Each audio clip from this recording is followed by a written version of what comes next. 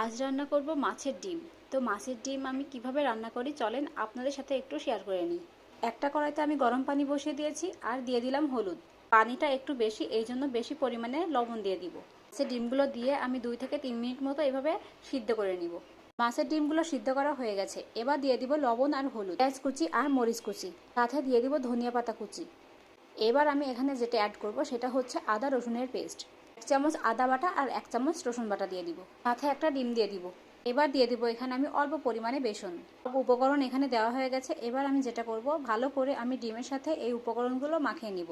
মাখিয়ে নেওয়া হয়ে গেছে। এবার আমি যেটা করব, একটা কড়াইতে তেল গরম করতে দিয়েছি আর দিয়ে দিব এক এক করে মাছের ডিমগুলো একটু সাবধানে ভাজতে হবে, কারণ এগুলো ছিটকে আশেপাশে পড়তে পারে। তো ডিম দেওয়া হয়ে গেছে। এবার আমি যেটা করব, এক পাশ হয়ে গেলে আমি আরেক পাশ উল্টিয়ে দিব। সবগুলো আমি একে একে এভাবে উল্টিয়ে দিচ্ছি। এভাবে উল্টানো হয়ে গেলে আমি দুই পাশেই ভালো করে ভেজে নিব। ডিমটা এভাবে একটু লাল লাল করে ভেজে নিতে হবে। আপনি এটা চাইলে গরম ভাতের সাথেও খেতে পারেন।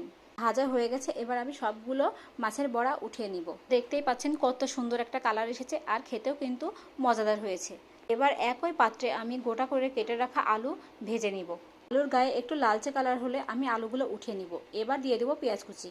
পেঁয়াজ কুচিটা ভাজা ভাজা হয়ে গেলে আমি দিয়ে দেবো এখানে মশলার একটা পেস্ট তৈরি করেছি। এখানে দিয়েছি আদা বাটা, রসুন বাটা, জিরা বাটা, ধনিয়া গুঁড়া, দারচিনি, এলাচ, লবঙ্গ, আর দিয়েছি স্বাদ মতো লবণ, হলুদ, আর দিয়েছি শুকনো মরিচের গুঁড়া।